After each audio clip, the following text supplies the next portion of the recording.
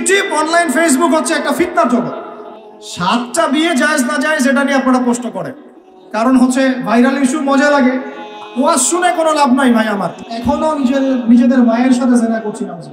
প্রশাসন, গভর্নমেন্ট যদি বলতে চায়, বলতে পারে বা বলে ওই ইউনাইটেড নেশনসে গিয়ে যে আমরা আমাদের দেশ থেকে আমাদের সেনাবাহিনী পাঠাবো, গাজায় গিয়ে আমাদের পক্ষে, আমাদের মুসলিমদের পক্ষে যুদ্ধ করব, এই কথা যদি বলতে পারে বা বলে, দেখবেন তাদের সমস্ত শক্তি দিয়ে বাংলাদেশকে আক্রমণ করে ফেলছে। আমি আপনাকে বাংলাদেশের কয়েক কোটি মানুষ দেখাতে পারবো ইনশাআল্লাহ, যদি আমাকে অথরিটি দেওয়া হয়, যারা কোরআনের আলিফও জানে না, বাও জানে। এখন আপনি এই জেনারেশনটাকে দিয়ে কি দিন কায়েম করতে চাচ্ছেন বাংলাদেশে? পারবেন? মনে হচ্ছে পারবেন যদি এদেরকে প্রশিক্ষিত করতে পারে। প্রশিক্ষণটা হবে কিসের প্রশিক্ষণ? আগে ইলমের, তাজকিয়ার, ইমানের, তারপরে দাওয়াতের, তারপর জিহাদের। কথা বোঝা যায়? আগে ইলমের, আমলের, তাজকিয়ার, দাওয়াতের, জামাআর, ইমারার, তারপরে জিহাদের, এরপরে কামাতে দিন। আমি আস্তে আস্তে পয়েন্টে আসবো। আমার কথাগুলো মনে হয় আপনারা বুঝতে পারছেন না। বুঝতে পারছেন কি? আমি বুঝাতে চাচ্ছিলাম তেলাওয়াতে এইভাবে ভুল হয়। আর মানুষ এখন এইসব এই প্রাইমারি লেভেলের যোগ্যতা অর্জন না করেই মানুষ দিনের পথে নিজেকে দায়ী হিসেবে পরিচয় দেওয়া শুরু করছে। এটা খুবই দুঃখজনক। এটা খুবই দুঃখজনক, অবমাননাকর এবং উম্মার জন্য ভয়ঙ্কর ক্ষতিকর। আর আমরা সাধারণ মানুষ অনেক সময় না বুঝে এ ধরনের মানুষকে অনেক উঁচু মর্যাদা দেওয়ার চেষ্টা করছি, না বুঝে। এটা ঠিক হচ্ছে না, কারণ উপকার করতে গিয়ে ক্ষতি হয়ে যেতে পারে বেশি। জুমার দিনে দোয়াগুলো শিখেন, আরবিটুকু শিখেন, কোরআনের তাজবিদ সহকারে তেলাওয়াতটুকু শিখেন। কারা কারা তাজবিদ সহ তেলাওয়াত করতে পারেন হাত তুলে দেখি ভাই। আচ্ছা, এখন হাত নামান। আমাকে এখন বলেন আপনারা কারা কারা, যদি আগামীকাল সকালে কোরআনের জন্য জীবন দেওয়ার প্রশ্ন ওঠে, কারা কারা দিবেন?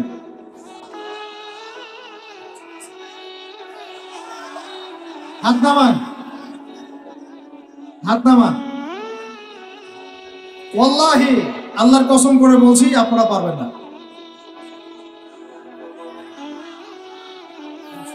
আচ্ছা আচ্ছা, ইনশাআল্লাহ আল্লাহ কবুল করেন। তাহলে আমাকে আগে কোরআন তেলাওয়াতটা সহি করে দেখেন। জীবন দেওয়া অনেক পরের কথা, জীবন দেওয়া অনেক বড় কথা কি না? এটা কি এত সহজ? এত সহজ না ভাই, এত সহজ না। 3 দিনের রিমান্ডে একদম আপাতমস্তক সব চেঞ্জ হয়ে যাবে। কয়দিন?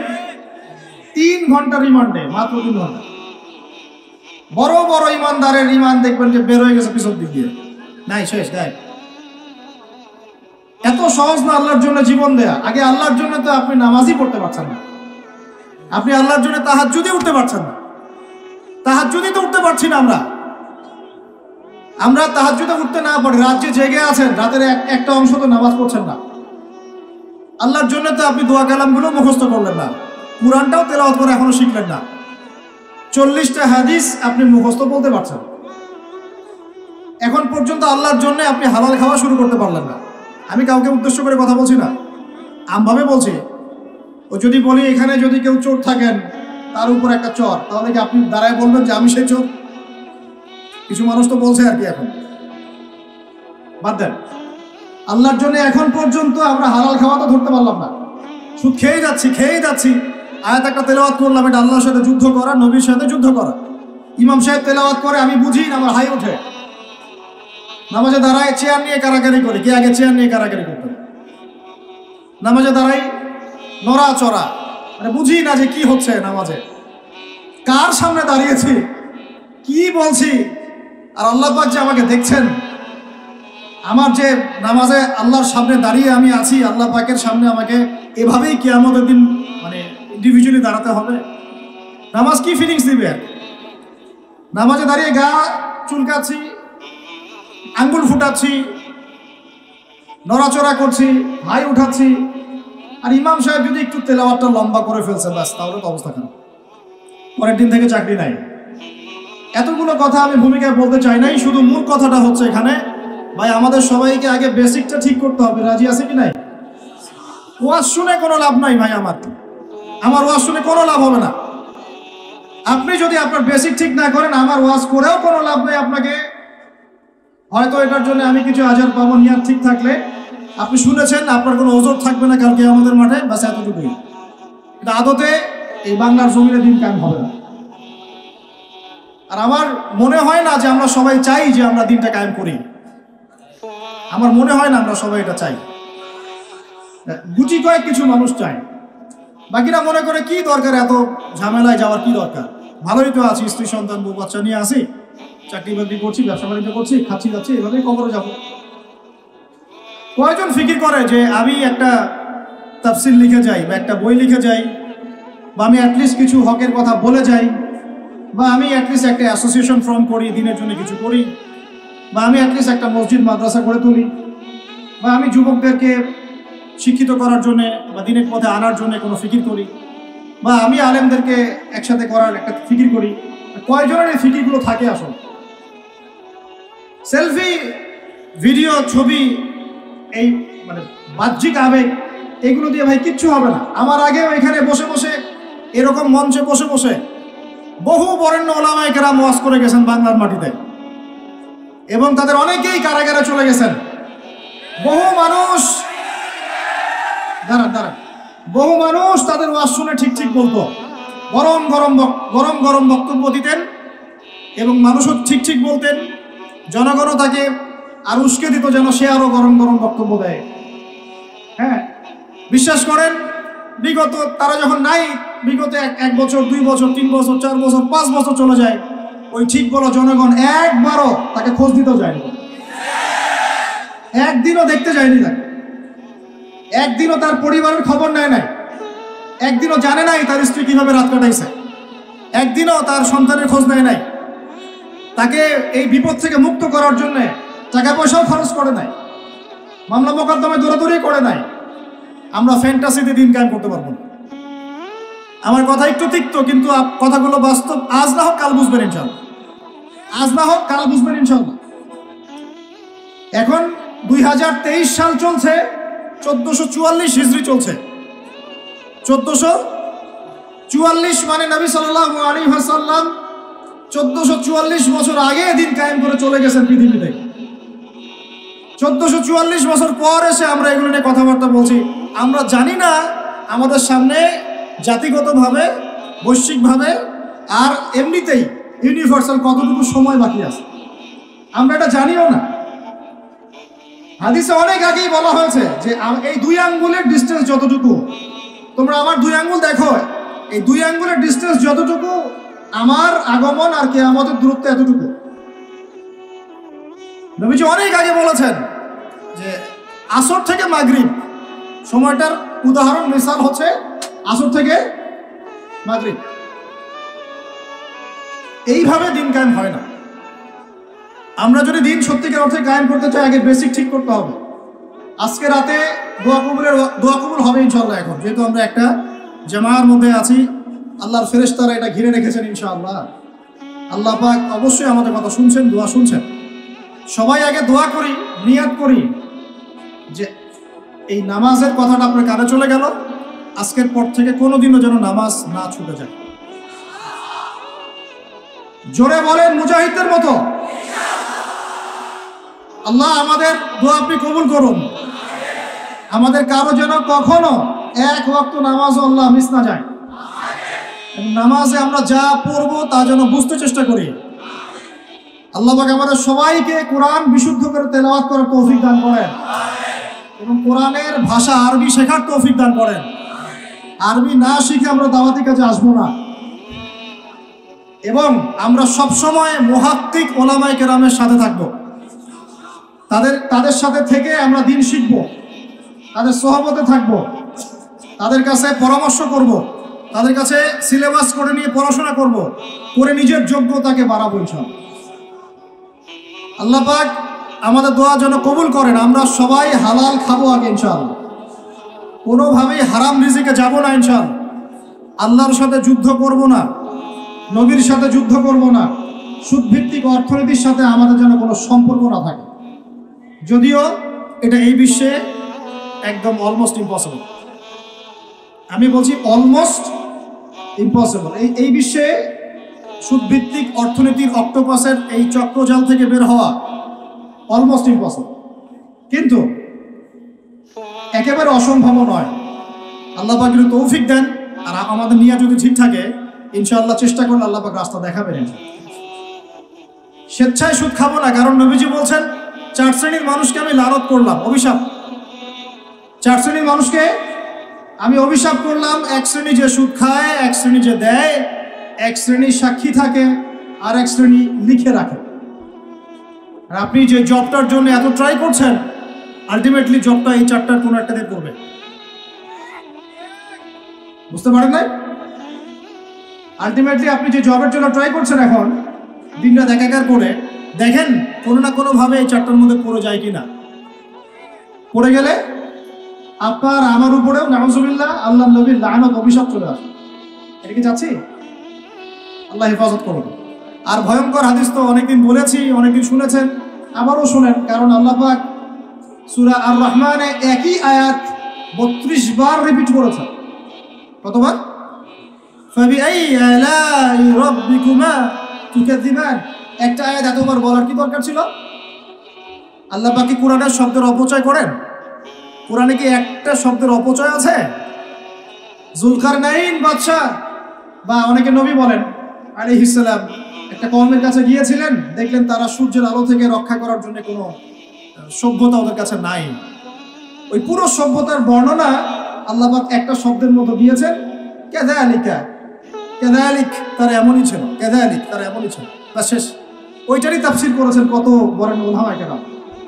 তাহলে সেই কোরআনে আল্লাহ পাক একই আয়াত এতবার রিপিট করলেন কেন? কারণ আল্লাহ পাক আমাদেরকে তার নিয়ামতগুলো চোখে আঙ্গুল দিয়ে দেখাই দিচ্ছেন, আর কোন কোন নিয়ামত তোমরা অস্বীকার করতে চাও।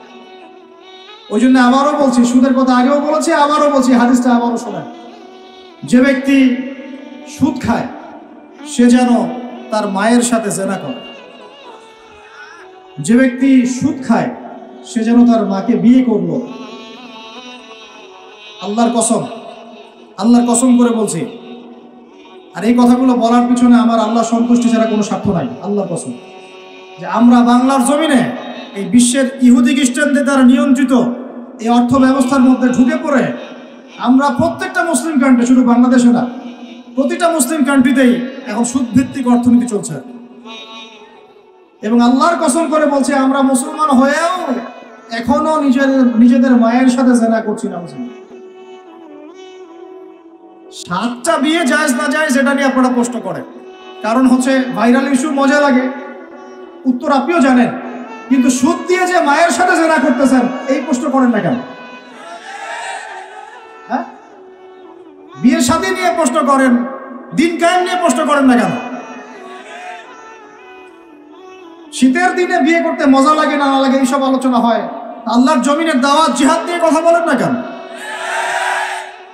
যুব সমাজকে কিভাবে আল্লাহর দিকে নিয়ে আসা যায়, একটা সূত্রে গেঁথে ফেলা যায়, বরেণ্য ওলামায়ে কেরামদেরকে কিভাবে একটা জামায়ার মধ্যে আনা যায়, একটা আমিরুল মুমিনিন নিয়ে আসা যায়, এইসব চিন্তা করেন না কেন?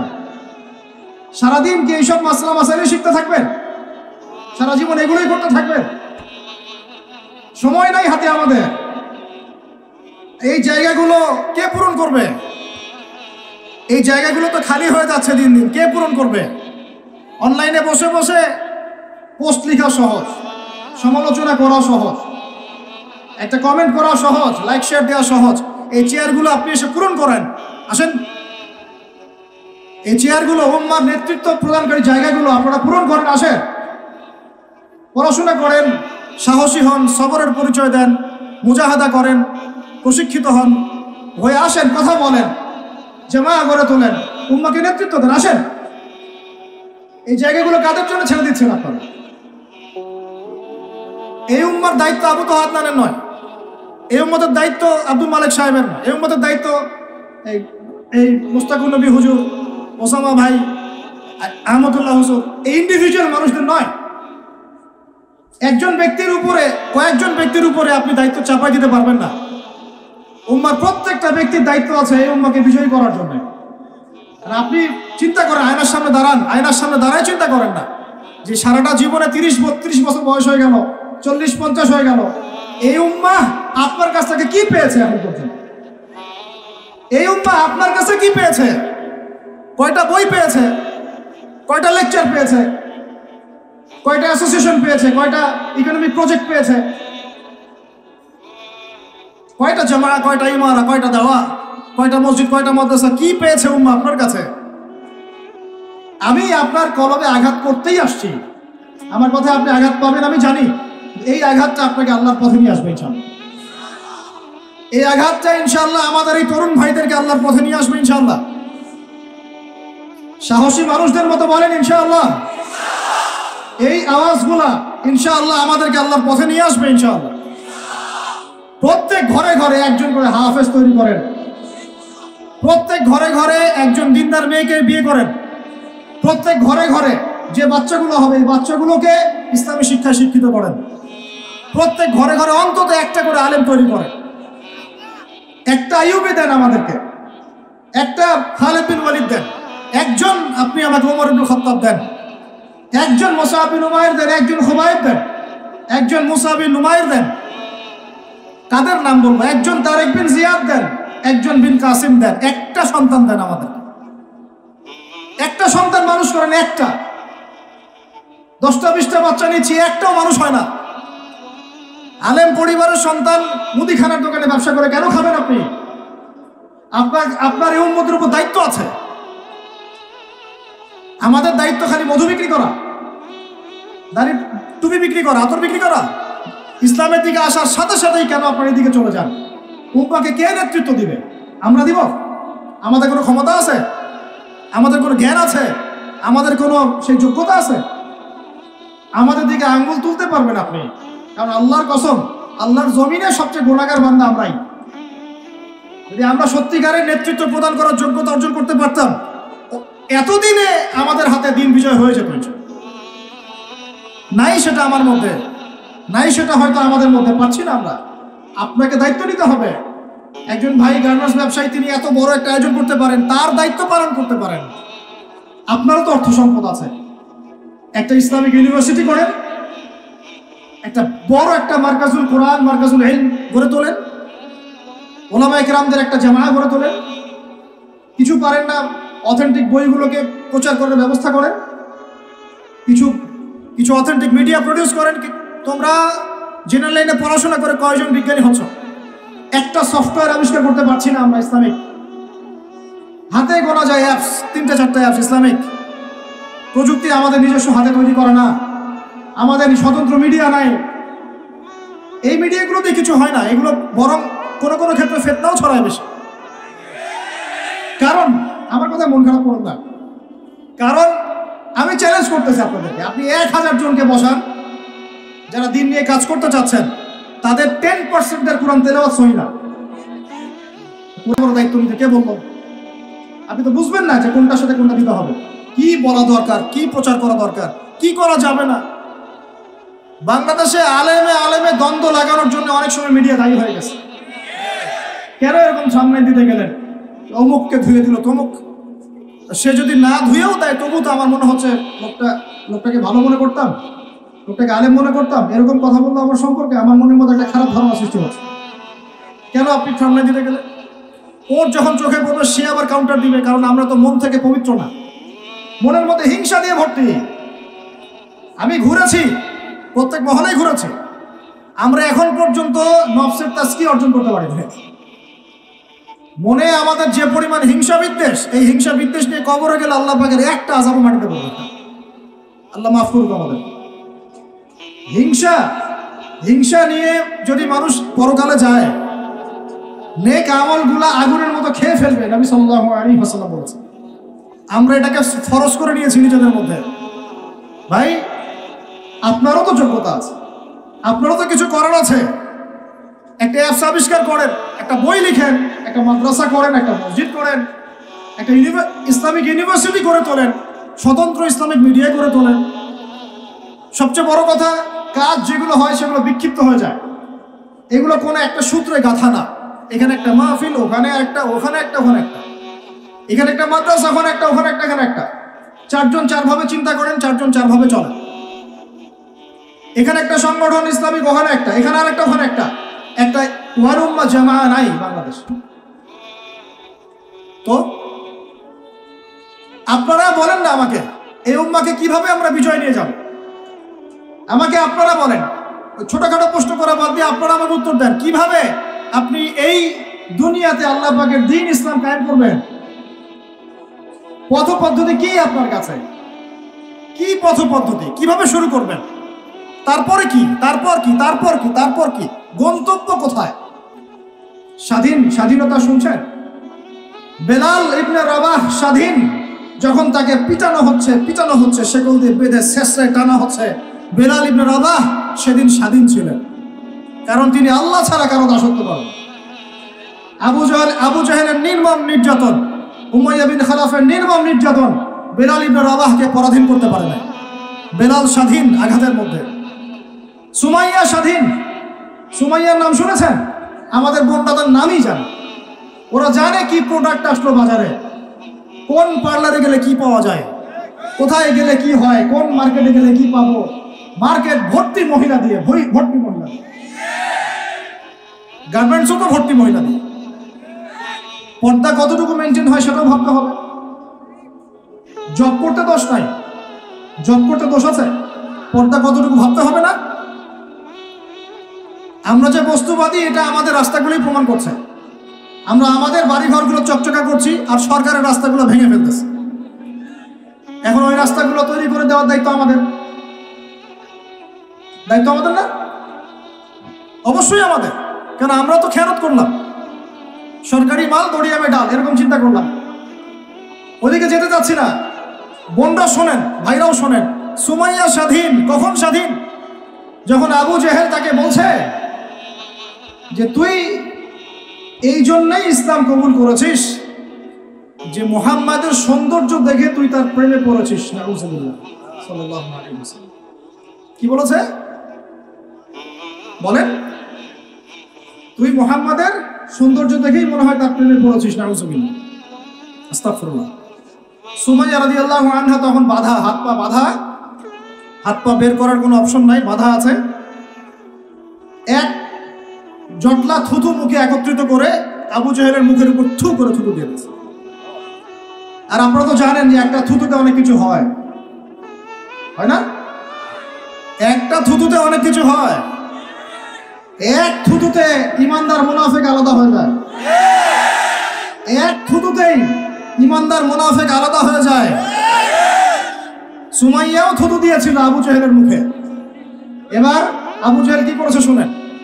আবু জেহেল, তার কাছে একটা বর্ষা ছিল, বর্ষা চেনা যায়, বর্ষা সামনের অংশ চোখা, এটা দিয়ে সুমাইয়া রাদিয়াল্লাহু আনহার লজ্জাস্থানে আঘাত করে তাকে শহীদ করে দিয়েছে। ব্যথা অনুভব করলেন না? আমি জানি করেন নাই, কারণ সুমাইয়া আপনার কেউ না। সুমাইয়া আপনার কেউ না।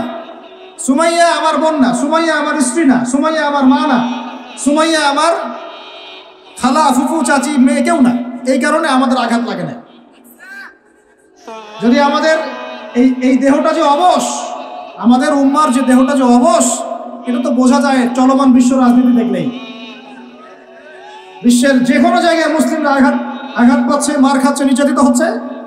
দোয়াও তো মুখ দিয়ে বেরো হয় না তাদের স্মরণে একদিন কেউ রোজা রেখে একটু দোয়াও করে না, নামাজে একটু দোয়াও করে না, দুইটা কথাও বলে না, কোনো মানববন্ধন নাই, কোনো প্রতিবাদও নেই, কিছুই না। মানে পুরো দেহটাই প্যারালাইজড, শেষ, অবশ অনুভূতি। আর প্রত্যেকটা বর্ডার এক একটা অনিকেত প্রান্তর, যেখানে অনুভূতিগুলোর ব্যবচ্ছেদ করা হয়েছে, ফিলিংসগুলোকে ব্যবচ্ছেদ করে ফেলে দেওয়া হয়েছে, ফিলিংস নাই। সুমাইয়ার কথা শুনে আমাদের লাগলো না, কারণ সুমাইয়া আমার মেয়ে না, আমার মেয়ে আয়েশা তো আর না, আমার মেয়ে মারিয়াম তো আর না, আমার ছেলে ওমর উসমান তো আর না। সুমাইয়া তখন স্বাধীন, যখন তাকে বর্ষায় শহীদ করা হলো, সে স্বাধীন, জান্নাতে চলে গেল। জুলাইবিস একজন সাহাবী ছিলেন, ছোটখাটো মানুষ, ইসলাম কবুল করে আসছেন। খায়বার যুদ্ধের দিন নবী সাল্লাল্লাহু আলাইহি ওয়াসাল্লাম তার হাতে তাকে তলোয়ার দিয়েছেন এবং তাকে যুদ্ধে মানে অগ্রগামী যে সৈনিকরা থাকে প্রথম কাতারের দিকে, সেখানে থাকার মানে চান্স দিয়েছেন। তাকে মানুষ বিয়ে করতে চাইতো না, কারণ তার চেহারা সুরত খুব একটা ভালো লাগে না, বংশ নিচু, মানুষের একটা থাকে না প্রেস্টিজ ইস্যু।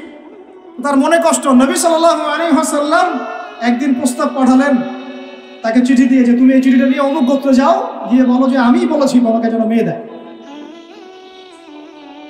তখন তারপরেও মেয়ে দিতে চাচ্ছে না, কিন্তু সেই মেয়ে শুনেছে যে আল্লাহর নবী সুপারিশ করেছে, আমার যৌবনের উপর ধিক্কার যদি আমি এই সুপারিশ না রাখি।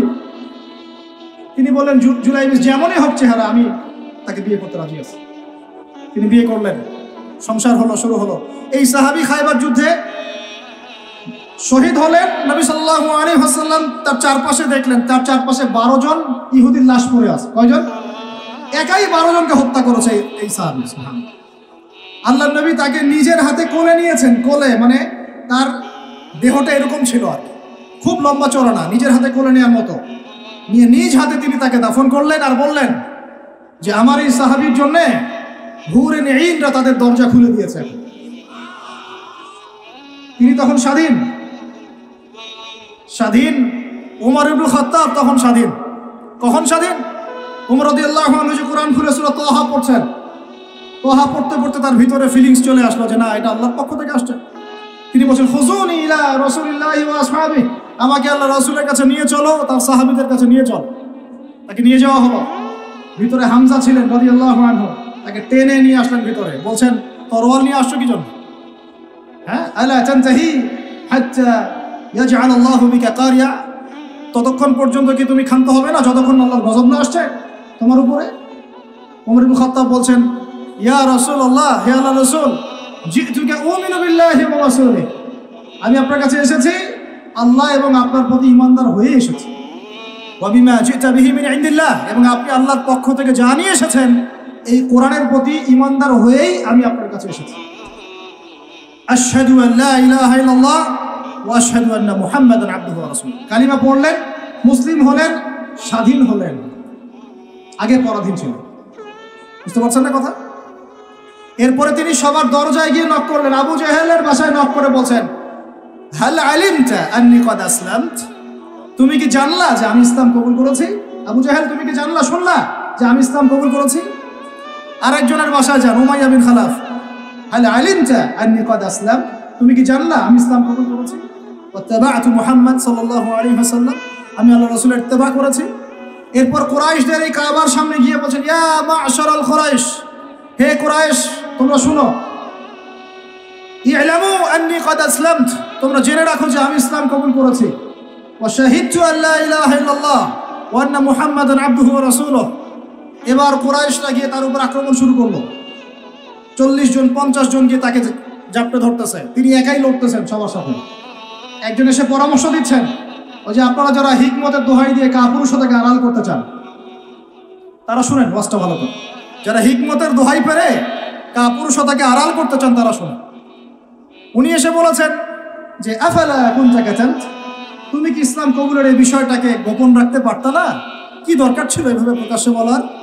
কি দরকার ছিল এভাবে কাফেরদের সাথে একটা দ্বন্দ্বে জড়ানোর? শোনেন তারপরে তিনি কি বলছেন। তিনি বলছেন যে ওয়াল্লাহি, আল্লাহর কসম করে বলছি, লা উফাররিকান্না বাইনাল হাক্কি ওয়াল বাতিল কামা ফাররাকাল্লাহু বাইনাল লাইলি ওয়ান নাহার, আল্লাহু আকবার। তিনি বলছেন আল্লাহর কসম করে বলছি, আমি রাত এবং দিন আল্লাহ পাক যেভাবে আলাদা করে দেন এই রকম করে আমি সত্য আর মিথ্যা আলাদা করে দেব ইনশাআল্লাহ। আল্লাহু আকবার। এরপরে তার নাম হয়েছে আল ফারুক। কি নাম হয়েছে? ওমর এখন স্বাধীন। বলেন আমাকে, উম্মাহ স্বাধীন? উম্মাহ স্বাধীন? কিছু করতে গেলেই বলবে স্যাংশন দিয়ে দিব, কিছু বললে বলবে যে একদম টাকার মান কমাই দিব। আরো কিছু যদি বলতে চায় আমাদের প্রশাসন গভর্নমেন্ট, তারা যদি আরো বড় পদক্ষেপ নিতে চায়, প্রশাসন গভর্নমেন্ট যদি বলতে চায়, বলতে পারে বা বলে ইউনাইটেড নেশনসে গিয়ে যে আমরা আমাদের দেশ থেকে আমাদের সেনাবাহিনী পাঠাবো গাজায় গিয়ে আমাদের পক্ষে, আমাদের মুসলিমদের পক্ষে যুদ্ধ করব, এই কথা যদি বলতে পারে বা বলে, দেখবেন তাদের সমস্ত শক্তি দিয়ে বাংলাদেশকে আক্রমণ করে ফেলছে। আপনি আমাকে বলেন আমরা স্বাধীন? উম্মাহ স্বাধীন? ওই তাগুতি শক্তির, বিশ্ব কুফরি শক্তির পরাজয় না হওয়া পর্যন্ত মুসলমান স্বাধীন না। আর ঈসা ইবনে মারিয়াম এই গাল গল্প করতে আসবেন না। তিনি মানুষকে খালি সুরসুরি মার্কা ওয়াজ করতে আসবেন না। তিনি আসবেন ওই গোড়ায় আঘাত করতে ইনশাআল্লাহ। আল মাহদি মানুষকে সুরসুরি মার্কা ওয়াজ করবেন না, খালি ফজিলত আর ফজিলত, এভাবে নয়। তিনি আসবেন দাওয়াতের মিশন নিয়ে, উম্মাকে ঐক্যবদ্ধ করবেন, কুফারদের সাথে মুসলমানদের একদম সশস্ত্র যুদ্ধ হবে, তারপরে এদের একটা একটা করে খুঁজে বের করে মারা হবে। আল্লাহর কসম করে বলতেছি, আমাদের একটা মুসলিম ভাইয়ের রক্ত বৃথা যাবে না, একজন শিশুর রক্ত বৃথা যাবে না ইনশাআল্লাহ। একজন বোনের ইজ্জতের মূল্য ওদেরকে দিতে হবে ইনশাআল্লাহ। এই যে বিগত 1.5 মাসে তোমরা 19,600 জনকে হত্যা করেছো, একটা একটা করে হিসেব আমরা নিব ইনশাআল্লাহ। 1914 সাল থেকে 2023 পর্যন্ত প্রায় 3.5 লক্ষ মানুষকে হত্যা করা হয়েছে। এর হিসেব ওরা দিবে ইনশাআল্লাহ, এর হিসেব আমরা নিব ইনশাআল্লাহ, আমরা ছাড়বো না ইনশাআল্লাহ। আর মনে রাখেন, আমাদের এখানে কি হবে তারপরও আল্লাহ পাক করবেন না। আল্লাহ পাক জানেন কোন জায়গা থেকে দিন কায়েম করতে হবে। ঈসা ইবনে মারইয়াম 40 বছর ওই তখ্ত থেকে, ওই সিংহাসন থেকে পুরো বিশ্বটাকে শাসন করবে ইনশাআল্লাহ। আপনারা আঞ্চলিক রাজনীতি নিয়ে পড়ে আছেন থাকেন, আমি বিশ্ব রাজনীতি নিয়ে কথা বলছি। আঞ্চলিক পলিটিক্স নিয়ে আমার কোনো আগ্রহ নাই, কারণ আমি জানি এই পুরো সাবকন্টিনেন্ট শাসন করবে ঈসা আলাইহিস সালাম। যদি আমরা তার পক্ষের লোক হয়ে যাই, তাহলে আমরা ইজ্জত সম্মান পাবো ইনশাআল্লাহ। আর যদি আমরা তার বিপক্ষে চলে যাই, দেখবেন জিল্লতি আর জিল্লতি নেমে আসবে, আল্লাহ মাফ করুন। এখন শুনেন, ইবনুল খাত্তাব স্বাধীন এখানে হামজা রাদিয়াল্লাহু আনহু স্বীকার করে আসছেন। যুগ ভাই আপনি শুনেন, এই যে ওমরের কথা বললাম, এরকম একটা ছেলে আমাকে দিতে পারবেন ঘর থেকে, প্রত্যেকটা ঘর থেকে পারবেন? সাহস আছে খালি বলবে যে আমি রাত দিন যেমন আল্লাহ আলাদা করে দেন, আমি সত্য মিথ্যা আলাদা করে দেবো, পারবে? তোমরা টিকটক চালাচ্ছ, তোমরা টিকটক চালাচ্ছ, পাবজি খেলতেছো, ফ্রি ফায়ার খেলতেছো, মেয়ে নিয়ে পড়ে আসো, তোমরা কিভাবে উম্মাকে নেতৃত্ব দিবা? নামাজ পড়তেছো না, সাপ্তাহিক সওম তো রাখো না মনে হয়, আল্লাহ ভালো জানেন। দান সদকা কতটুকু করো আল্লাহ ভালো জানেন। কোরআন তেলাওয়াত করতে শিখতেছো না, কোনো আলেমের সহবতে যাও না। ইউটিউব, অনলাইন, ফেসবুক, ব্যাস, that's all. YouTube, online, Facebook হচ্ছে একটা ফিতনার জগৎ। আপনি বলতে পারেন যে আমার লেকচার তো যায়, অনেক বড় বড় আলেমদের লেকচারও যায়, সব মেনে নিয়েই বলছে এটা ফিতনার জগৎ। সব মেনে নিলাম, আপনার কথা মেনে নিয়েই বলতেছি ফিতনার জগৎ। কারণ এর কন্ট্রোলও কুফর শক্তির হাতে, এর কন্ট্রোল তাগুতি শক্তির হাতে। আপনি এটা নিয়ন্ত্রণ করেন না, এই প্রযুক্তি আপনি তৈরি করেন না।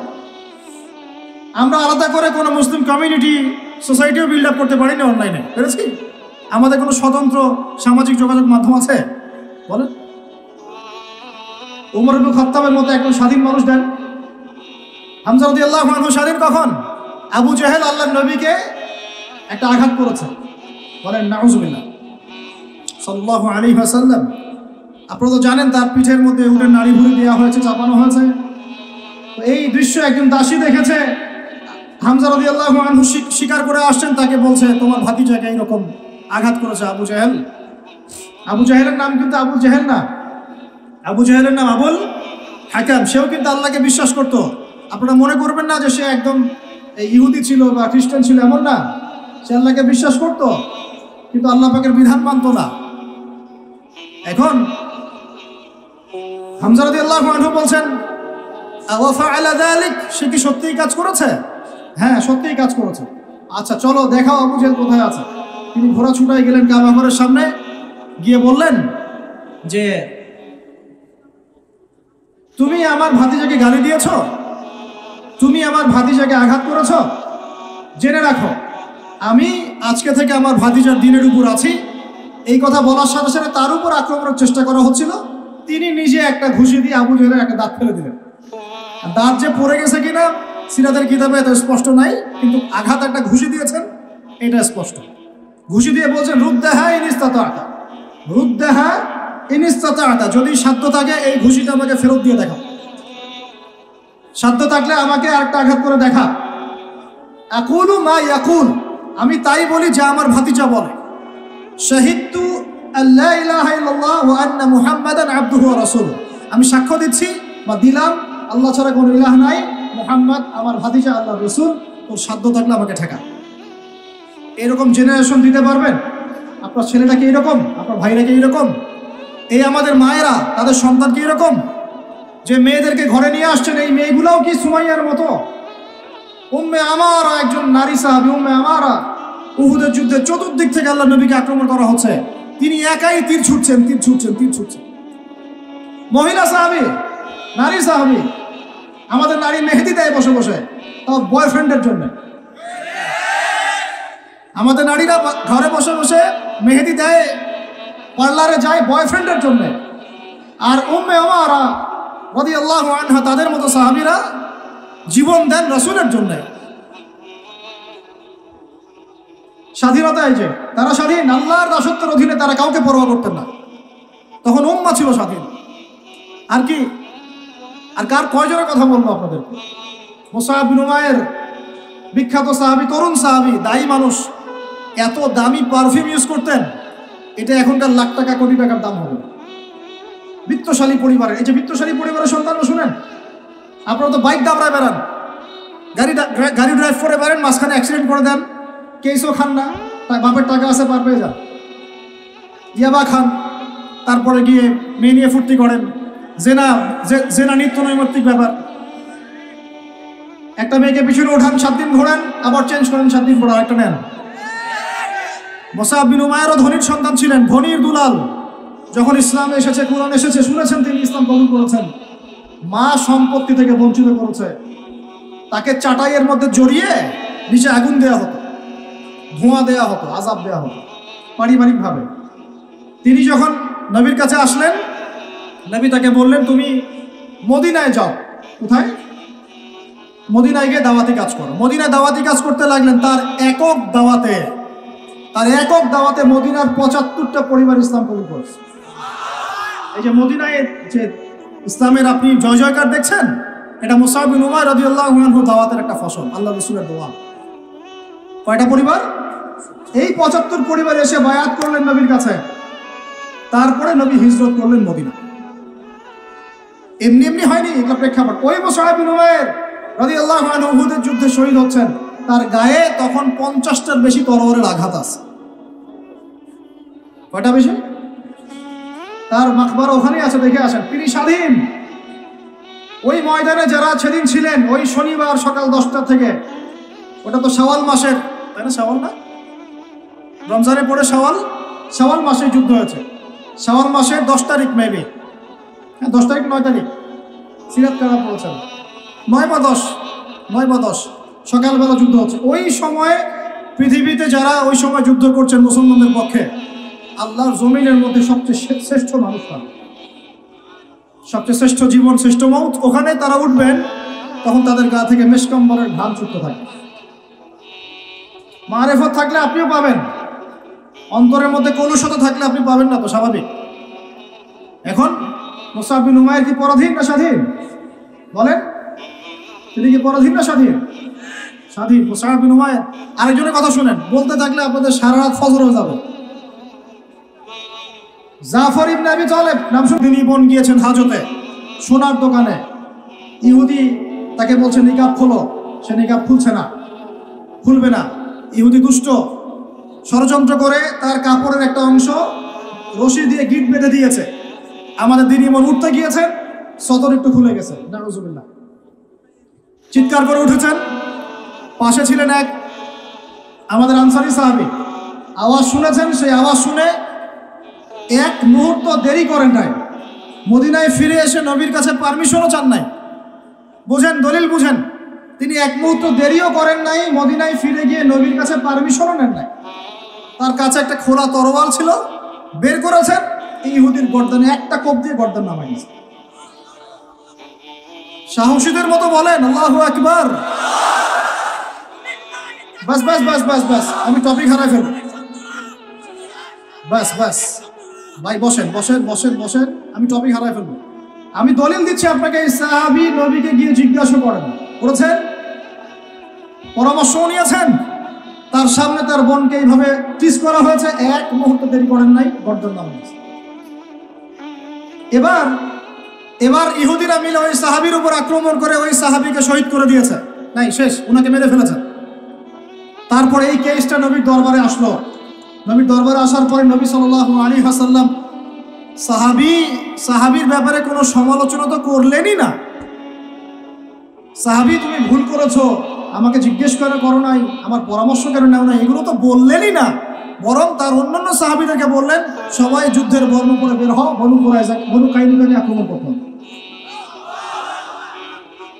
এখন আপনি দেখছেন 3 মাসে 19,600 জন, 3 মাসে সরি 3 মাস কিসের 1.5 মাসে 19,600 জন। আর এখানে একজন মুসলিম ভাই, একজন মুসলিম বোনের ইজ্জতের বিনিময়ে নবী সাল্লাল্লাহু আলাইহি ওয়াসাল্লাম পুরা বনু কাইনুকাকে একদম সমূলে উৎপাদিত করে মদিনা থেকে বিতাড়িত করে। ওই উম্মার সাথে এই উম্মার কোনো সম্পর্ক আছে? ওই আরবের সাথে এই আরবদের কোনো সম্পর্ক আছে? ওই স্বাধীনতার সাথে এখনকার এই পরাধীনতার কোনো সম্পর্ক আছে? এরপরে আপনারা ফ্যান্টাসি নিয়ে পড়ে আছেন। আল্লামা রুমি বলতেন, উনি একজন বড় সুফি মানুষ ছিলেন, উনি বলতেন যে আমি যা বুঝি আর আমি যা জানি বুঝতে পারি, তোমাদেরকে বলে কি লাভ, তোমরা তো বুঝবা না। কে বলতেন? বড় বড় যারা আল্লাহর ওলি তারা, তাদের কথাটা একটু এই টাইপের হয়, মনে হয় একটু অস্বাভাবিক, কিন্তু এর ভিতরে অনেক গভীরতা থাকে। আমি নিজেও এই কথা বলতেছি, আমরা যা বুঝি, যা বুঝতেছি, যা দেখতেছি, তা আপনাদেরকে বলে বুঝাতে পারবো না, বলেই বা কি লাভ, আপনি হয়তো বুঝবেন না। এই একটা ঘটনা দলিল পেলেন। আরেকটা শোনেন, আরেকটা কওম হলো বনু নাজির। রাসূলকে দাওয়াত দিয়েছে, দাওয়াত দিয়ে বলছে যে আমরা ইসলাম কবুল করবো, আসেন নেগোশিয়েট করি। নবীজি বসেছেন, নবী সাল্লাল্লাহু আলাইহি ওয়াসাল্লাম গিয়েছেন দাওয়াত দিতে বনু নাজিরের সিঁড়ির মধ্যে, এটাকে বলে দেয়াল, দেয়ালে হেলান দিয়ে আছেন। উপর থেকে এরা চাকি আছে না, চাকি আমরা ধান ভাঙে আগেকার মায়েরা বোনেরা, বড় বড় যে লোহার আর পাথরের, এইগুলো উপর থেকে ফেলে তাকে হত্যা করার চেষ্টা করেছিল বনু নাজির। কোন গোত্র? ইহুদিদের বনু নাজির। আল্লাহ নবী জিবরাইল আলাইহিস সালামের মাধ্যমে জানতে পারলেন, সেখান থেকে উঠলেন, উঠে বললেন যে ঠিক আছে, বনু নাজিরকে আমরা অবরোধ করব। 1.5-2 মাস অবরোধ করে রাখা হলো, সূরা হাসরে পড়ে দেখেন। এরপরে এরা নিজেদের ঘরবাড়িগুলো কাঁধে করে নিয়ে মদিনা থেকে বিতাড়িত হলো। বনু নাজির দলিল নাম্বার 2। 3 বনু কুরাইজা, বাকি আছে শুধু একটা। এখন বনু কুরাইজা, বনু কুরাইজাকে বলা হচ্ছে আমাদের সাথে থাকবে, অন্যদের সাথে যাইতে পারবে না। Okay fine. খন্দকের যুদ্ধে 10,000 সেনাবাহিনী নিয়ে আবু সুফিয়ান আক্রমণ করেছে মদিনা, অবরোধ করে রেখেছে। এই সুযোগে বনু কুরাইজা কুরাইশদের সাথে মিলে আমাদের সাথে গাদ্দারি করল। আল্লাহ নবী যুদ্ধ শেষ করে বনু কুরাইজায় গিয়ে না গিয়ে কেউ আসরের নামাজ পড়বা না, ওদের সাথে গিয়ে মীমাংসা করতে হবে। তারপর ওখানে গিয়ে ওদেরকে অবরোধ করা হলো। সাদ বিন মুআজ রাদিয়াল্লাহু আনহুর হাতে এই বনু কুরাইজার একজন বালেক যারা ছিল, এদের সবার গর্দান নামানো হয়েছে। এটা বনু কুরাইজা, বনু কাইনুকা, বনু নাজির, 3টা বড় বড় গোত্রের সাথে আমাদের যুদ্ধ হয়েছে নবী জীবিত থাকাকালীন। কি কি ইস্যু নিয়ে দেখেছেন। আর এখন আপনি দেখছেন বিগত 100 বছর, 1914 থেকে 2023 পর্যন্ত মার তারা দিতেই আছে, মুসলমান খাইতেই আছে। 4বার বড় বড় যুদ্ধ হয়েছে। যুদ্ধ এই 4টাতে মুসলমানদের মোটামুটি পরাজয়। এখন মোটামুটি 78 থেকে 80% জায়গা ওদের। এখন কি নতুন করে এই জিহাদটা ওখানে ফরজ হয়েছে না আগে থেকে ছিল? ওদেরকে বের করে দেওয়ার পর, 3টা গোত্রকে বের করে দেওয়ার পর খায়বারে তারা কিছু বাকি ছিল। আলী রাদিয়াল্লাহু আনহু হাতে পতাকা দিয়ে বললেন খায়বারে যাও, আক্রমণ কর, এই নাইম দুর্গ তুমি জয় করবে ইনশাআল্লাহ। খায়বারের মারহাব ছিল একজন বীর, ইহুদি বীর, একাই 10 জনের সাথে লড়তে পারে। আলী ইবনে আবি তালেবের তরবারের আঘাতে ওর মাথার উপর থেকে তরবাল গিয়ে এইভাবে বসে গেছে মাটিতে, মানে দেহটা এইভাবে দ্বিখণ্ডিত হয়ে গেছে। ওদেরকে তারপরে বের করে দেওয়া হয়েছে। তারপর নবী সাল্লাল্লাহু আলাইহি ওয়াসাল্লাম বলেছেন তার ইন্তেকালের কয়েকদিন আগে যে আমার ইন্তেকালের পর তোমরা বাকি যে অবশিষ্ট যারা আছে এদের সবাইকে জাজিরাতুল আরব থেকে বের করে দিবে। কে বলেছেন এটা বলেন? এখন তারপর ওমর রাদিয়াল্লাহু আনহু ওটা জয় করেন, আমাদের আন্ডারে থাকে। 1099 সালে ক্রুসেডাররা গিয়ে ওটা আবার দখল করে। তার মোটামুটি ভাবে 80 থেকে 90 বছরের মধ্যেই 1176 নাকি 87, 1176 দিকে আইয়ুবী রাহিমাহুল্লাহ গিয়ে সেটা আবার জয় করে। তারপরে আবার ওখানে লড়াই হয়েছে। তারপরে আবার গিয়ে আপনার মামলুকদের ভূমিকা আছে, জেঙ্গিদের ভূমিকা আছে, তুর্কিদের ভূমিকা আছে, ওসমানীয়রা আবার দখল করেছে। এই সিলসিলা চলতে চলতে 1914 সালে গিয়ে তারা এই ব্রিটেনের সহযোগিতায় এই জায়গাটা দখল করেছে। কত সালে? এই তো 1914 সালে। দখল করার পর থেকে এখন এই বিগত 100 বছরে ওখান থেকে তারা বিশ্বের সব নিয়ন্ত্রণ করা শুরু করেছেন। জায়গা দখল থেকে শুরু করে মুসলিম ভাইদেরকে দমন, আমাদের বোনদেরকে ধর্ষণ, শিশুদেরকে হত্যা, জমি উপড়ে ফেলা, কি না করেছে। তারা বিগত 100 বছরে ওখানে যা যা করেছে বা করে যাচ্ছে, এরপরেও যদি আমাদের টনক না নড়ে, আমরা যদি মনে করি যে আমরা তো খুব ভালো আছি, তাহলে আল্লাহর কসম আমরা এখন উম্মাও বুঝি নাই, স্বাধীনতাও বুঝি না। আমাদের সবাইকে বুঝতে হবে পুরো মুসলিম উম্মা একটা দেহ। আমরা নিজেদের বেসিক ঠিক করব, অর্থনীতি ঠিক করব, আমাদের পরিবার ঠিক করব, আমাদের দাওয়াতের মোটিভটা ঠিক করব। এই ইস্যু পাগল জাতি হব না, মূল জায়গায় থাকার চেষ্টা করবো ইনশাআল্লাহ। আস্তে আস্তে সেই প্রজন্ম আসবে ইনশাআল্লাহ। আমি না পারি, আপনি না পারেন, আমাদের পরের জেনারেশন পারবে ইনশাআল্লাহ।